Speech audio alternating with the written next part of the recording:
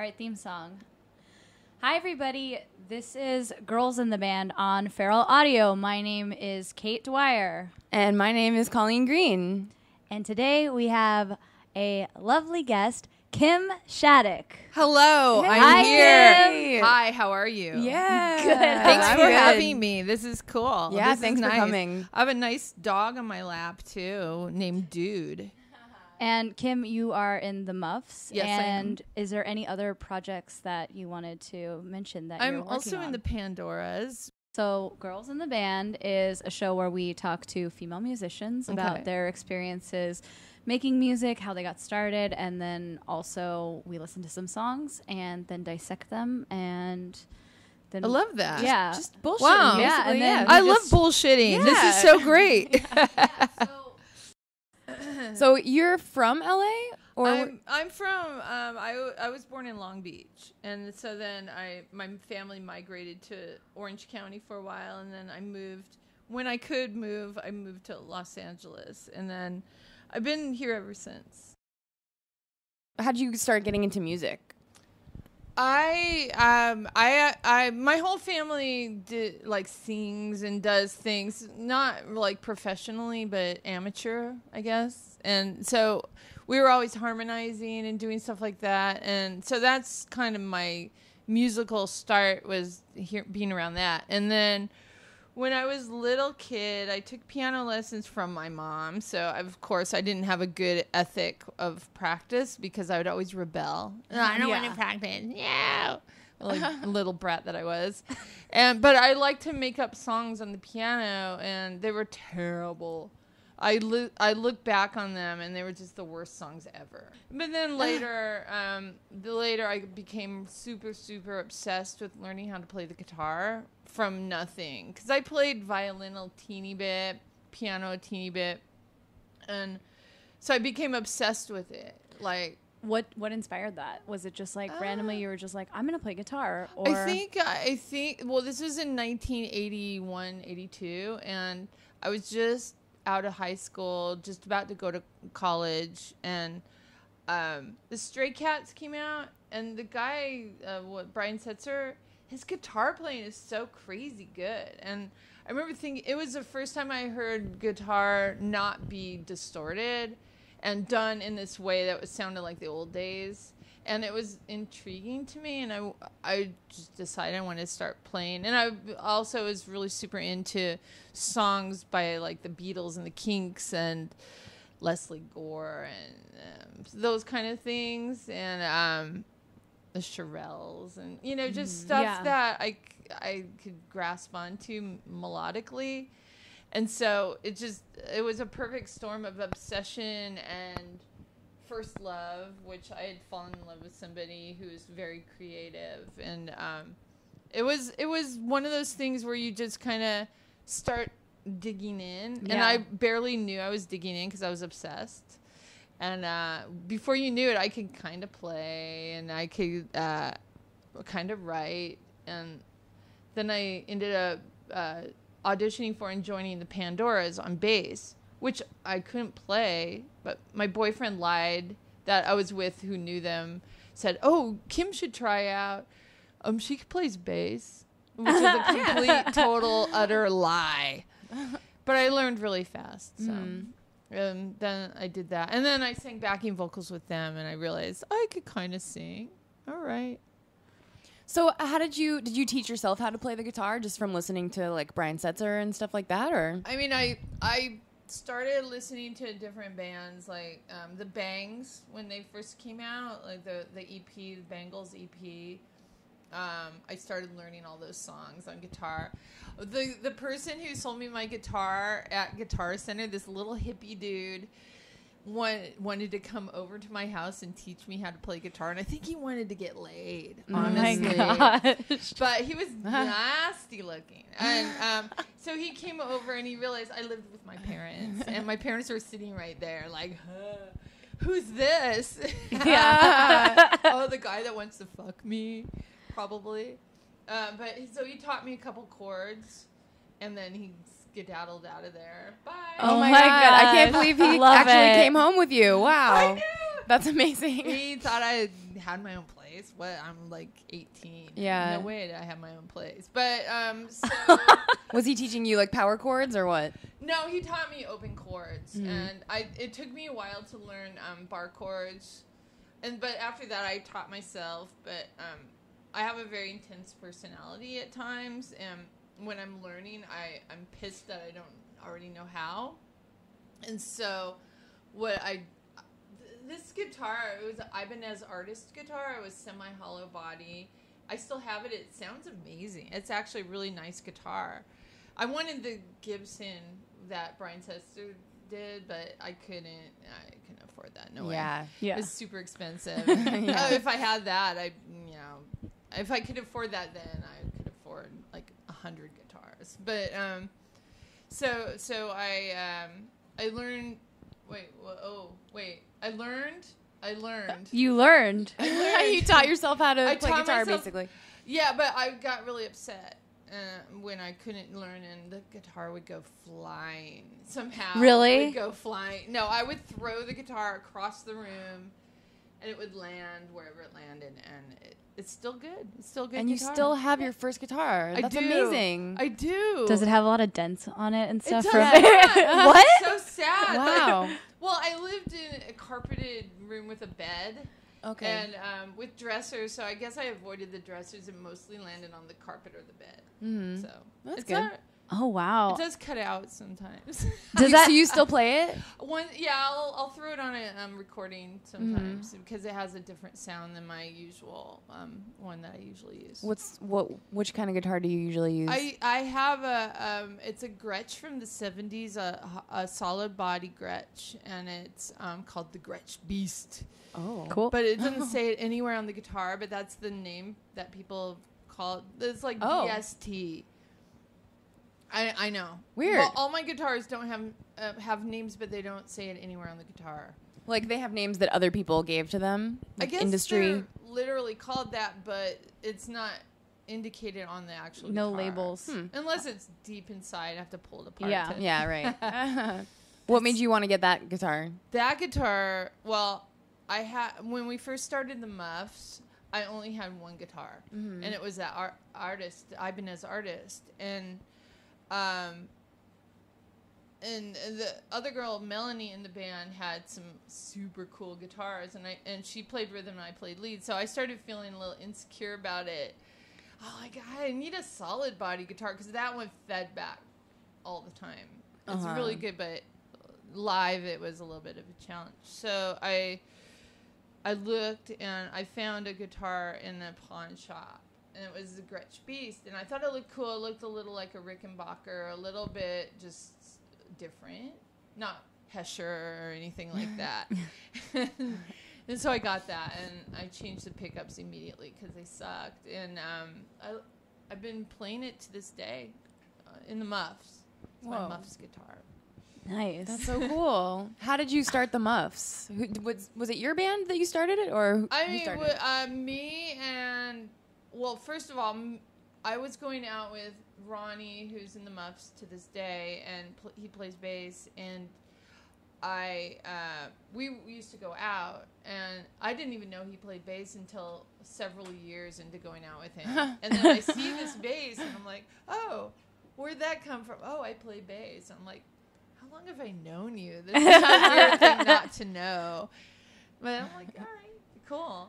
Yeah. What was that leap from like going lead guitar, singing backups to?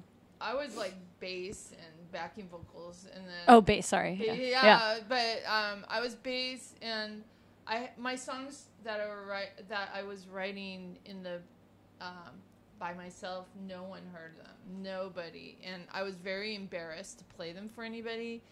And this was when I was still in the Pandoras, and Paula, the singer of the Pandoras, started it, and she didn't want anyone else to write, and so I'm like, fuck her, I'm gonna write my own songs for my own band in the future.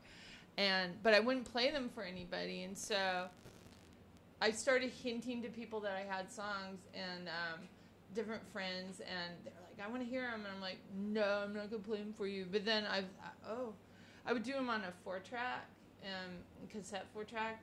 so I'll only play them for you if I could play them backwards. And so I flip it over, and then I'm like, I play it backwards, and I felt okay to do that. Whoa. And So it was like in reverse? Yeah, because you flip over the tape, and then you put the tracks are lined up opposite, and then it just goes backwards. Whoa. And I thought this is good. I could see what people think without even caring, and then they're like, backwards, it sounded nice. Sounds like it's its own song, I guess, backwards. But and then finally someone convinced me to. I think Ronnie actually. I'm really curious. I'm gonna hear your songs. Like, I mean, we're still going out, and I wouldn't even play them for him. And then he was like, "These are better than Paula's songs," and I'm like, "Really?" And like, I had no confidence at all, and. So I let him play on one of my songs that I wrote, and then eventually I played him for Melanie as well, who just got kicked out of the Pandoras. So I was like, okay, you could be in the band, but I don't want keyboards. And so she's like, I want to play guitar. I'm like, all right. And we started doing it like that, and Ronnie was obviously going to be on bass. I wanted to have 3 guitars, actually. Like this band of Susans from the early 90s. They had 3 guitars, and I always thought that was cool. Yeah. I like being the only guitar player. Uh-huh.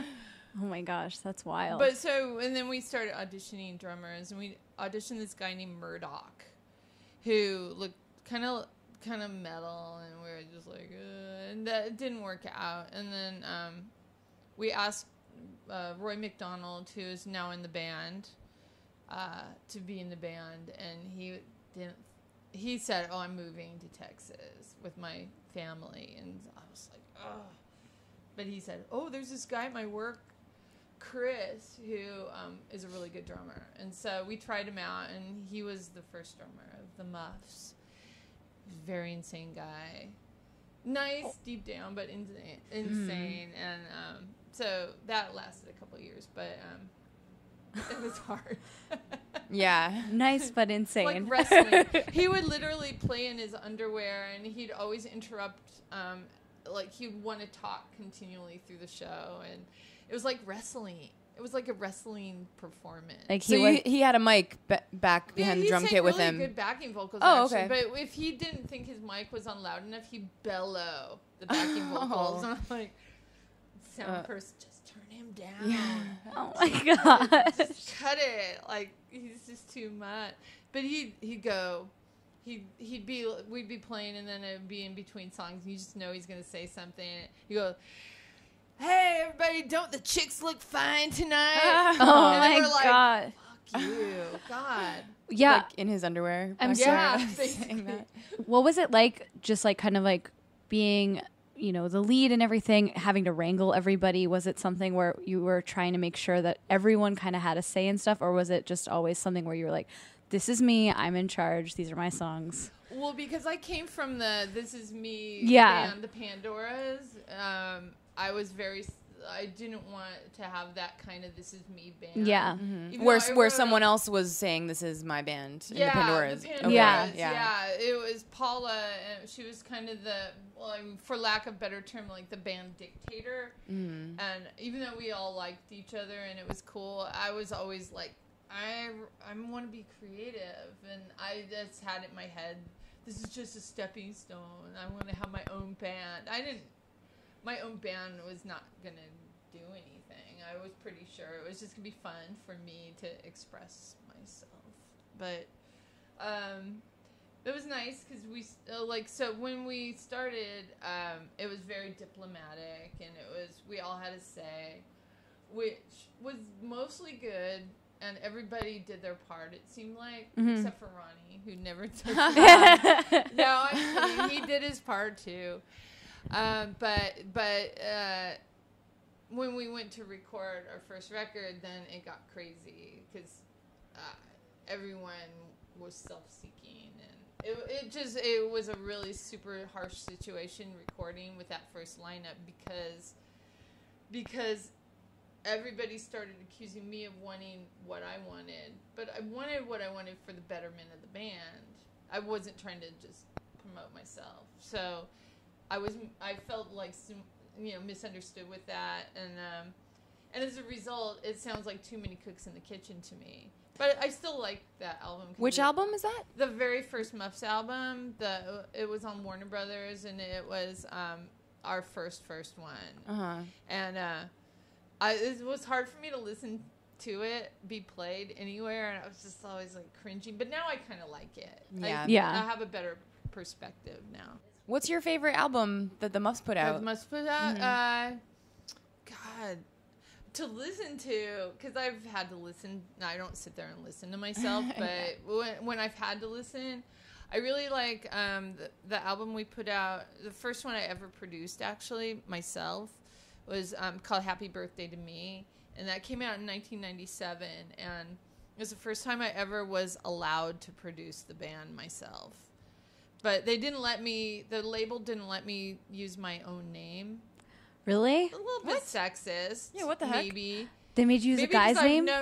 They made me credit the band for a recording that I was in charge of producing. That's weird. It's super weird. That was Reprise Records who facilitated that. But I was just like, fine.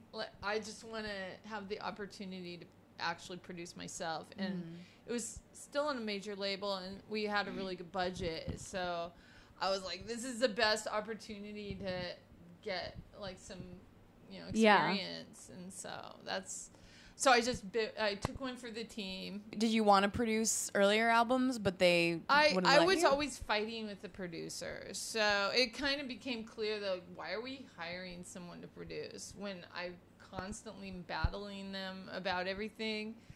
I mean, I'm super picky, so I don't know. I'm suspicious of a producer who's not in the band, their ideas.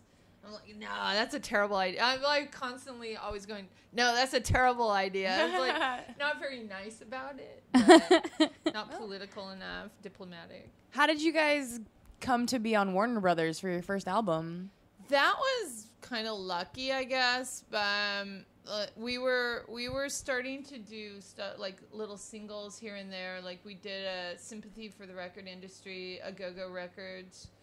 And then we got on Sub Pop for like one single, which was juicy at the time. Like everyone's like, oh, Sub Pop. Yeah. I mean, maybe they still are. I don't know.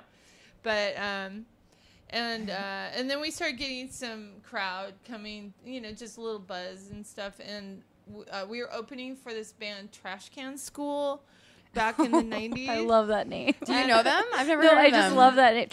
Trash Can School. Yeah. Oh, yeah. No, I'm dating myself now. But it was like the late 80s, early 90s, and it was early 90s. And so we were playing, and Warner Brothers A&R guy was there, and he saw us open for Trash Can School, and he's like, I don't even care about Trash Can School anymore. So then he got my phone number, and then we started corresponding. And I was really suspicious. Mm-hmm. I did not want to be on a major label, and I was very adamant about it. And the rest of the band were like, "You're fucking crazy. This is a good opportunity." And I'm like, I hated being on. We were on the Pandoras were on Elektra Records briefly, and it was horrible. Because the A&R guy would call us fat. What? And try to get us. He got the A&R guy of Elektra Records, Peter Philbin, his name is. He was so abusive. Like he looked at Melanie and myself and he said, "You guys need to go to the gym," which is actually not. What? Was actually true. I probably could have stood to build some muscle or whatever. He goes, "You guys both need to lose at least 10 pounds." And we're like, okay, I will starve myself now. Or, just it was really Did you listen damaging. to his advice? No, I was like, fuck him. Yeah, okay. Cool. Yeah. But I did go to the gym and it was helpful. And I did go on a diet that shaved off some baby fat. But it wasn't like, I wasn't like abusive abusing myself over it. Like I was like, good. that guy's a dick. Yeah. Oh And my so gosh. That wasn't kind of a, and then we got dropped from the label before our album came out. So, excuse me. So I was just like, I don't want to be on a major label. I don't want to be treated like that. Yeah. Yeah. I mean, like now if something like that happens, like lawsuits are filed and stuff. I think so. It's like wild. I mean, I'm not lawsuit crazy. No, I It's know. a pain in the ass. Yeah. Have you ever sued anyone? I'm tough. I don't care. You know. Yeah. Yeah. That person's a dick. Yeah. Like, I don't need to get money or see them again. You know what I mean? Yeah. But we eventually got on Warner Brothers, and I listened to the band, and it was a good thing. And Warner Brothers was really, really nice. And Mudhoney, you guys know Mudhoney, Yeah.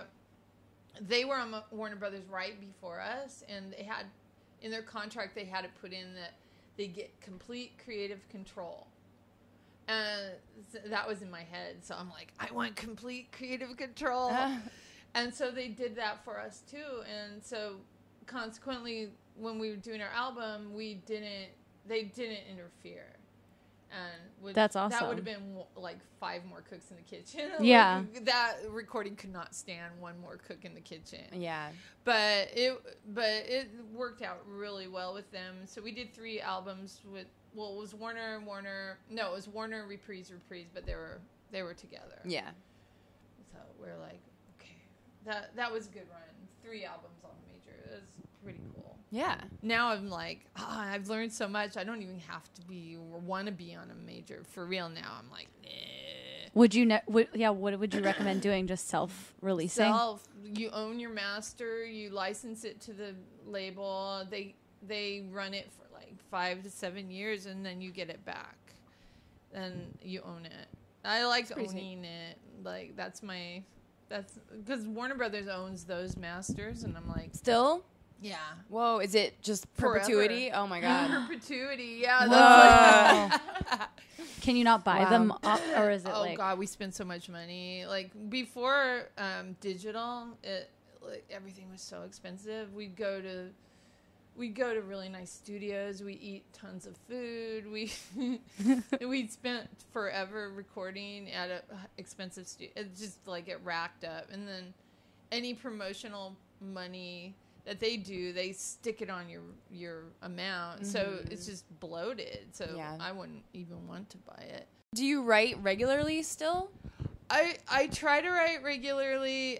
My messed up wrist is making it weird, so I write with the bass, because the bass I can facilitate the bass, but I can't do bar chords, and I feel comfortable. My hand is just weird right now. It's sad. It's like, why couldn't it be the other hand? Yeah, hand. But I usually write by myself, and it takes me like 2 minutes to write a 2-minute song. Yeah, because I'm not thinking about it. When I write with somebody else, I'm like analyzing it. It's a little harder process. Yeah. But, so like lyrics, music, and everything, 2 minutes. Lyrics come later. Okay. Sometimes I mutter little things that turn into lyrics, and since I never write anything like super, like story, like I mean I could go story, but I don't go like Grateful Dead, like story. It took me 2 minutes to write an 18-minute song. No, I don't write like political lyrics or like super. I don't even know what the word is. I don't write in that way where I'm telling a super distinct story. It's more like flashes of thought and feeling, like I'm asleep when I'm writing it. Mm-hmm. I love your scream. I've always thought you have like such a cool and unique voice. Like one of my favorite voices. Wow. Thank you. Definitely. And I love how you're able to go from a very like sweet sounding like angelic kind of vocal to just like that crazy awesome scream. Yeah. Wow. What was that like influenced by? Did you have anyone I think like I was always really into John Lennon's little yelps every once in a while. Like he would do like little screams and stuff. And then when I was in the Pandoras, Paula Pierce, the main person, she screamed a lot. But actually one time when we were on tour in Pandoras, Paula decided we should have a scream off. And none of us knew how to scream really like that. And so she gave us a little instruction how to do it, like you know, like that kind of thing. And then we had our scream off, and we all did it, and I won. I won my scream off. And then later when we did the muffs, I just started doing it without really thinking. And I realized later that I don't like dead air. Like, I get very uncomfortable with dead air. So if I'm not playing really hard, or if I'm doing a lead or something, I also don't want there to be dead vocal air. So I would throw in screams all the time. And people used to hate that at first. They were like, why is she always screaming? Oh. And I was like, Because girls aren't supposed to scream. I know. We're not supposed to have feelings and be wretched. And but yeah, so that's when I started doing it. And now it's just so easy. And not all the albums have a lot of screams in it. But so like when Blonder and Blonder first came out, which was our album from 1995, people were like, he screams too much. And then like 2 years later, we put out Happy Birthday to Me, which I have a couple teeny dinky screams in. And then, why isn't she screaming more? It's like, shut up, people. Oh I like way learned not to even care. But Yeah. like, people's opinions don't matter anyways. Totally. Yeah. You're never going to be happy. Do you do you still feel the same way about the space between like vocal space, or are you like more comfortable with it? I'm way more comfortable now, probably in my own skin, but also just with gaps. Yeah. Because we've been a 3-piece since 1994, like later in 94, and so I learned how to have more gaps because there's only one guitar now, and so when I go into a solo, sometimes there's nothing behind it. And I kind of like that now. I like that it goes from ding, ding, ding, ding, ding, ding. And so I'm more comfortable with dead air, so to speak. That's cool. When we first started the Muffs, I definitely was very, very insecure about singing, and I wasn't using the right part of my voice. I was kind of choking it, I guess, like I don't know what I was doing, and I would like to when the guitars were covering my vocals, and we did like first 2 albums kind of like that, and then I started being like, oh shoot, like that's maybe I've overdone it, and so I'm prone to overdoing, so I try to go the other way with it and be more comfortable with my real voice, and so gradually I'm doing that. But I always had to, even back then, I didn't start singing good until I told people, get out of the control room. I know how to run the machine. I mean, I made sure I learned how to do that. Yeah. Because get out of the control room, go take a break, go outside, go get food. I need to be by myself when I do this. Yeah. And I still have that attitude. How do I ever perform live? I'll never know. But I have that attitude when I'm performing it on record. Mm-hmm. But I could do it for other people. Like I've guested on things, and I'm just like, I'll just take one for the team and just like forget about myself and just do it like it's a job, and usually it works out fine. Do you have any songs for us to listen to?